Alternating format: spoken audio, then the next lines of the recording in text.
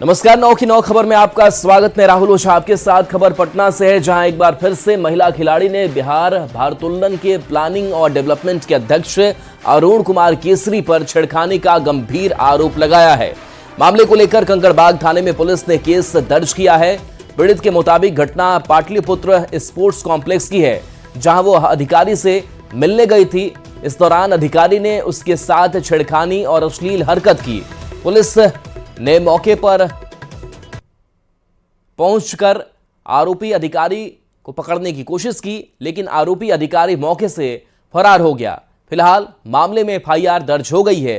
ज्यादा जानकारी दे रहे हैं न्यूज 18 संवाददाता संजय कुमार।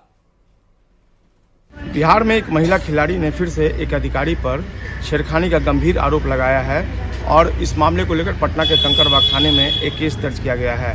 दरअसल यह घटना इसी पाटलिपुत्र स्पोर्ट्स कॉम्प्लेक्स की बताई जा रही है और शनिवार को यह घटना हुई है। जो महिला खिलाड़ी है उसने बिहार भारोत्तोलन के प्लानिंग और डेवलपमेंट के अध्यक्ष अरुण कुमार केसरी पर छेड़खानी का आरोप लगाया है। मामले को लेकर पटना के कंकड़बाग थाने में पुलिस ने केस दर्ज कर लिया है। पटना पुलिस की मानक में केस दर्ज कर पूरे मामले की छानबीन की जा रही है।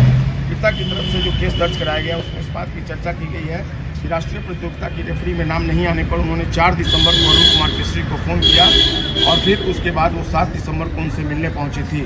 अपने कार्यालय में वो अकेले थे और थोड़ी देर बाद उन्होंने कहा कि तुम अगर मुझे खुश नहीं करोगे तो किसी प्रतियोगिता में तुम्हारा रेफरी में नाम नहीं जाएगा। इस दौरान उन्होंने अश्लील हरकत करने की कोशिश की। फिर पीड़िता ने डायल 112 को फ़ोन किया और डायल 112 की टीम जब पहुंची तो अरुण कुमार केसरी वहां से फरार हो गए।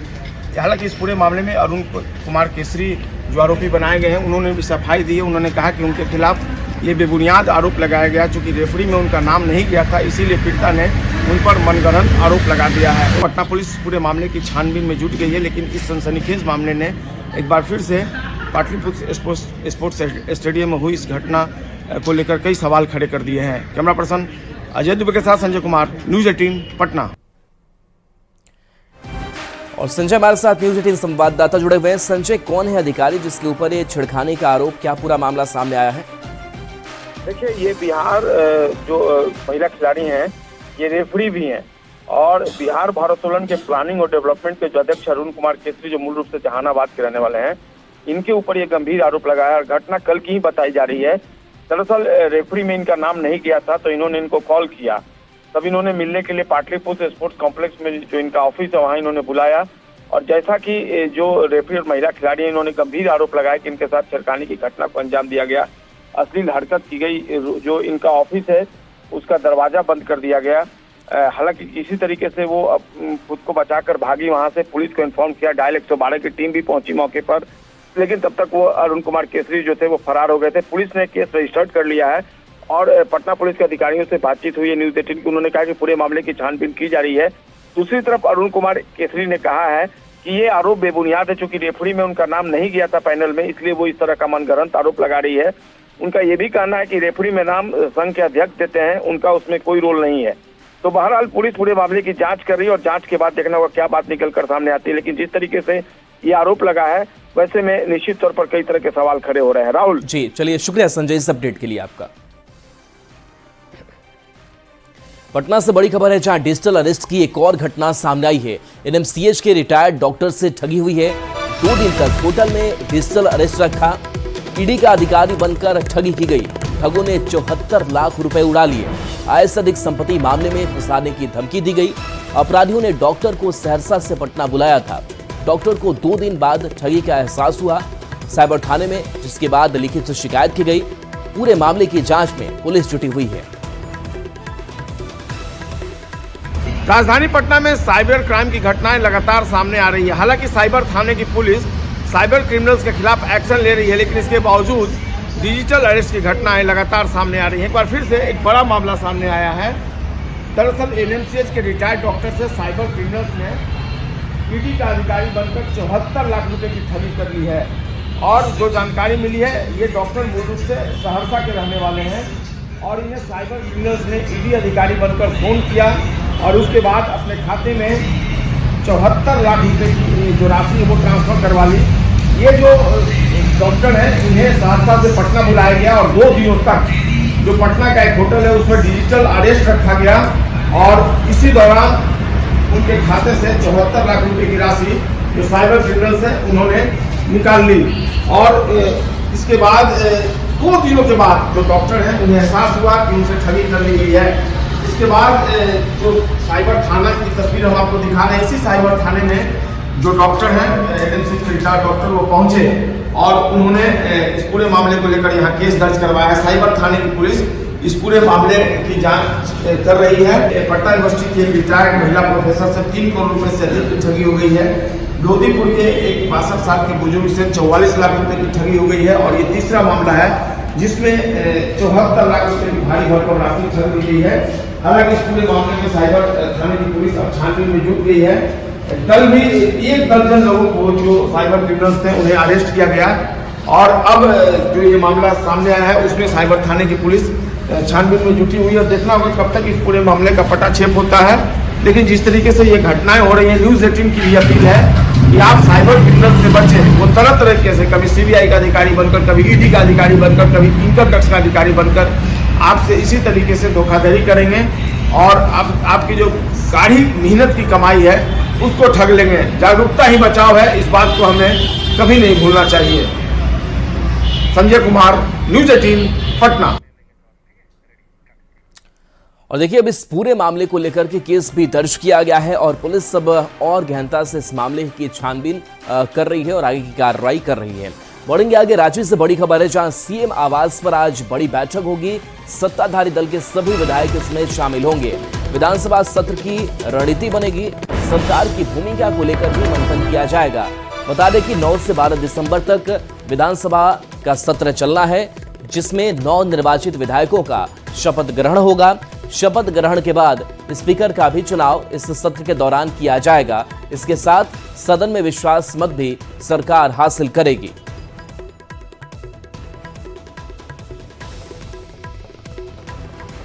झारखंड विधानसभा चुनाव के बाद बीजेपी एक बार फिर से संगठन की मजबूती को लेकर आज से बैठक करने जा रही है। आज सुबह 11 बजे से सदस्यता अभियान को लेकर बीजेपी की बैठक होगी। इस बैठक में प्रदेश बीजेपी के तमाम बड़े नेता शामिल होंगे। वहीं शाम 7 बजे प्रदेश बीजेपी कार्यालय में बीजेपी विधायक दल की बैठक होगी। इसमें सोमवार से शुरू होने वाले विधानसभा सत्र को लेकर रणनीति भी बनेगी।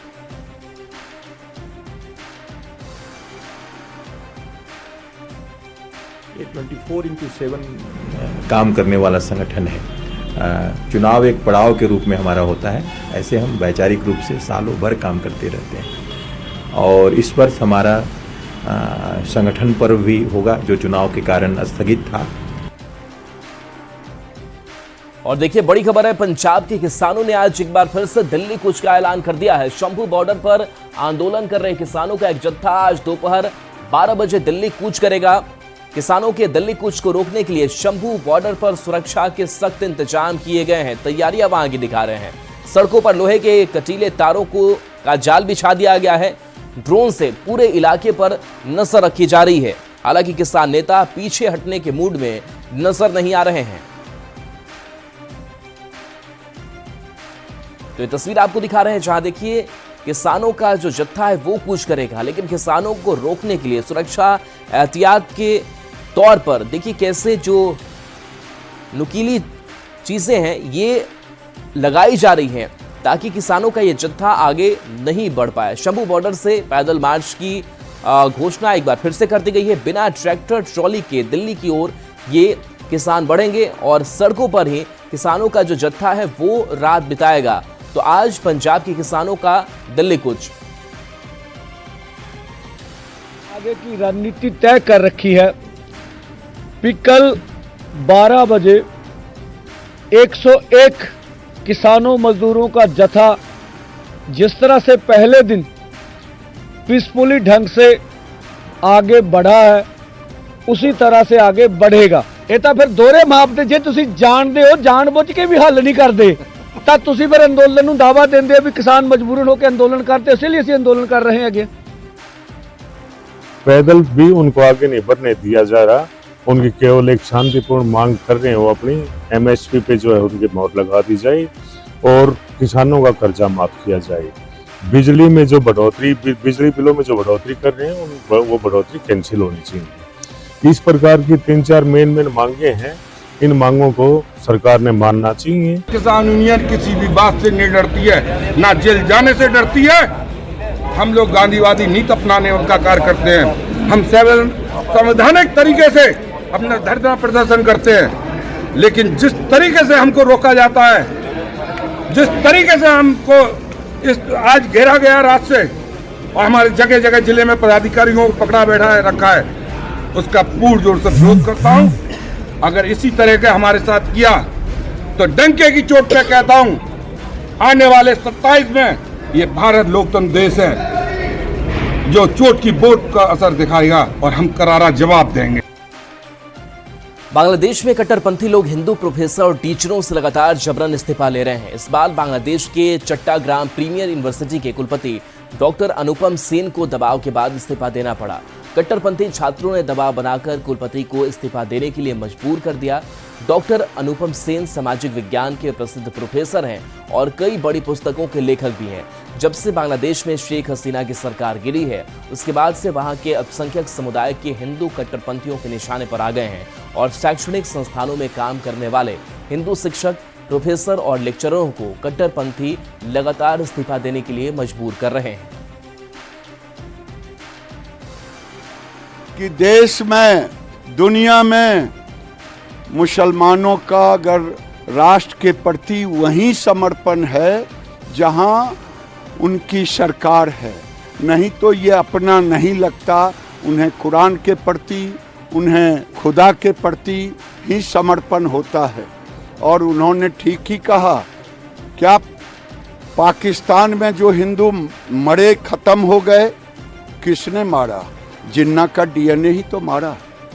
11 तारीख को हम लोग इसके सब गोरखपुर में प्रदर्शन हो रहा है। हर जिले में प्रदर्शन संघ द्वारा हो रहा है, आरएसएस के द्वारा, और सारी बजरंग दल हैं, बहुत सारी संस्थाएं एक साथ हैं, सारे सनातनी विचारधारा के लोग, सारे भारतीय 100 करोड़ लोग इस तरह से हर मुहिम में प्रदर्शन करेंगे। और बांग्लादेश में हिंदुओं के खिलाफ जारी हिंसा को लेकर देश के साधु संतों में आक्रोश बढ़ रहा है। अयोध्या के राम मंदिर के महंत सतेंद्र दास ने इसे बांग्लादेश में हिंदुओं को खत्म करने की साजिश बताया, तो वहीं अखाड़ा परिषद ने सरकार से बांग्लादेश मामले में हस्तक्षेप करने की मांग की। देखिए, वहाँ की घटना बहुत दर्दनाक है। यहाँ तक कि वहाँ के कट्टरपंथी मुसलमानों के यही उद्देश्य है कि यहाँ से हिंदुओं को, हिंदू मंदिरों को, सबको नष्ट कर दिया जाए और सबको भगा दिया जाए और मार दिया जाए। वो सिर्फ हैं और अपने धर्म का पालन कर रहे हैं, इतने पे भी वहाँ पर सहन नहीं है दूसरे धर्मावलंबी, जो प्रधान धर्म है वहाँ का, जो प्रधान संप्रदाय है, तो उनको इतने पे भी उनकी सुख शांति से वो रह रहे हैं बिना किसी को तकलीफ दिए, तो भी उनको परेशानी है। तो क्या किया जाएगा इसमें? और वो पीड़ित हैं तो दुख तो होगा ही, लेकिन ये है कि वो एकजुट रहेंगे तो वहाँ हिम्मत एक दूसरे को देते रहेंगे। जेडीयू सांसद संजय झा का बड़ा बयान सामने आया है। नीतीश कुमार को मिले भारत रत्न, अगर उससे भी बड़ा सम्मान है तो मिले। नीतीश कुमार के काम पर सम्मान मिले, अराजकता से बिहार को बाहर निकाला है। आगे कहा गया कि लालू राबड़ी राज पर निशाना भी उन्होंने साधा। बिहार में कानून व्यवस्था नाम की कोई चीज नहीं थी। पूर्णिया में संजय झा का यह बड़ा बयान नीतीश कुमार के लिए सामने आया कि भारत रत्न की मांग उन्होंने की है और कहा है कि अगर उससे भी बड़ा सम्मान है तो वो नीतीश कुमार को मिले, नीतीश कुमार के काम को सम्मान मिले। कुमार जी को भारत रत्न या उससे भी बड़ा कोई रत्न है जरूर मिलना चाहिए। बिहार के लोग और देश के लोग जानते हैं, बने बनाए चीज को बनाना आसान है, लेकिन जो एक फेल्ड स्टेट था, ये स्टेट फेल कर चुका था।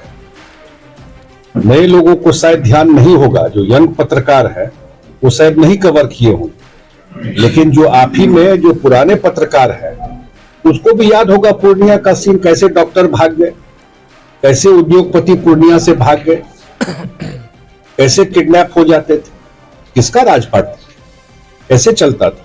एक फेल्ड स्टेट को ठीक करना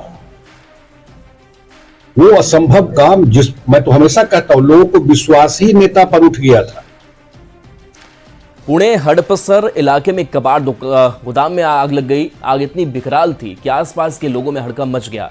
सूचना के बाद मौके पर पहुंची दमकल विभाग ने कई घंटे की मशक्कत के बाद आग पर काबू पाया। आग लगने से हर तरफ धुआं भर गया, जिससे आसपास के लोगों में अफरा तफरी का माहौल बन गया। हालांकि हादसे में किसी के अभी हताहत होने की खबर नहीं है।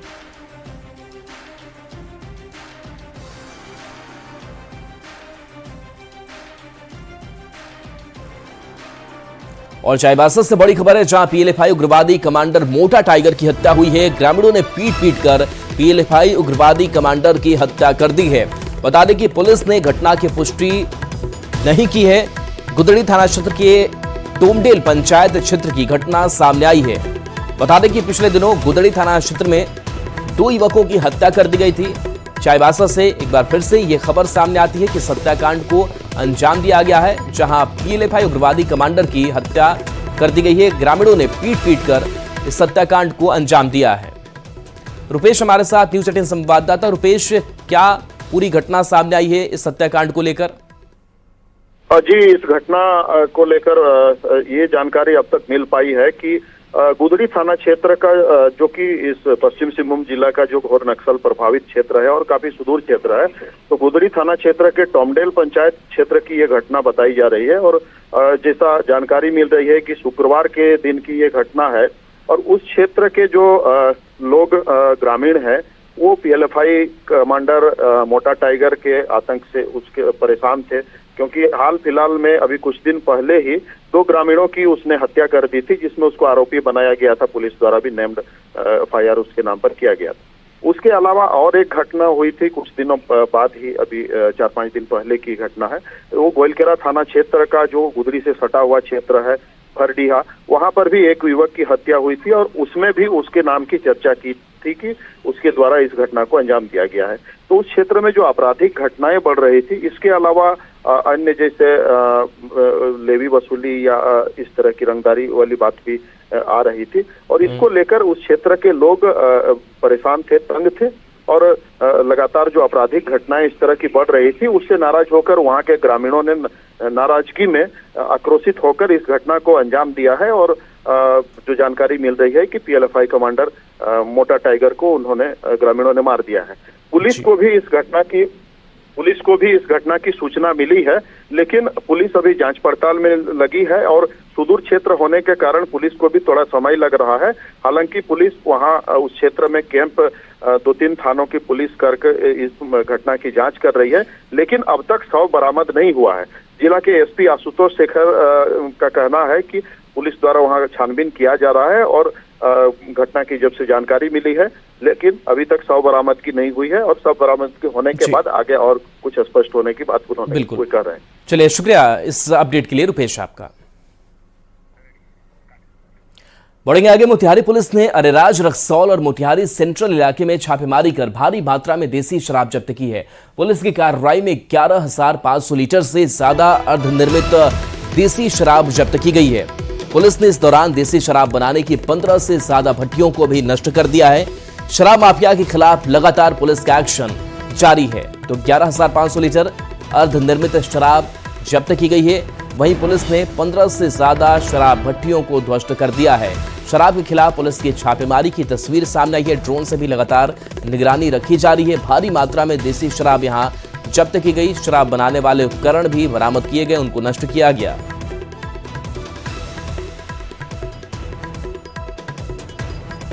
खबर गोपालगंज से है, जहां पुलिस ने 50 लाख की शराब से भरे एक ट्रक को जब्त किया। पुलिस ने इस दौरान 2 तस्करों को भी गिरफ्तार किया है। गिरफ्तार तस्कर मोतिहारी और मुजफ्फरपुर के रहने वाले हैं। सिद्धवलिया थाने की पुलिस ने बरहीमा टोल टैक्स के पास कार्रवाई की है।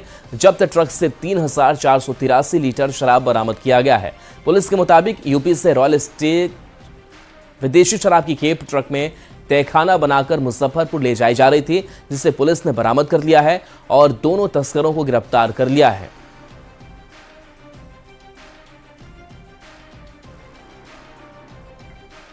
खबर बेगूसराय से है, जहां न्यूज 18 की खबर का बड़ा असर हुआ है। एक बार फिर से पुलिस ने एक बड़ी कार्रवाई की है। पुलिस ने हथियार लहराते हुए फायरिंग वाले वीडियो को लेकर के कार्रवाई की है। पुलिस ने आरोप में एक युवक को गिरफ्तार किया है। पूरा मामला परिहारा थाना क्षेत्र का है। गिरफ्त में आए युवक की पहचान परिहारा के निवासी सुरेश तांती के पुत्र के तौर पर की गई है।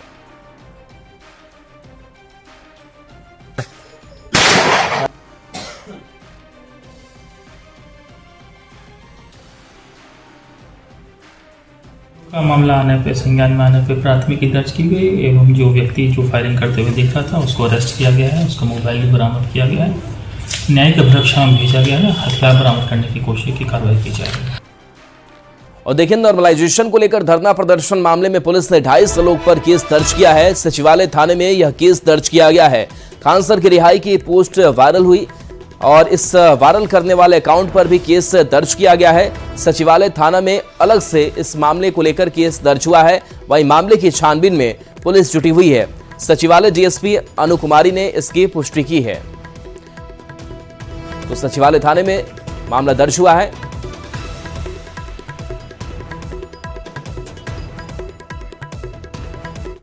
और चलिए, न्यूज़ 18 बिहार झारखंड पर खबरें आपके लिए लगातार जारी हैं।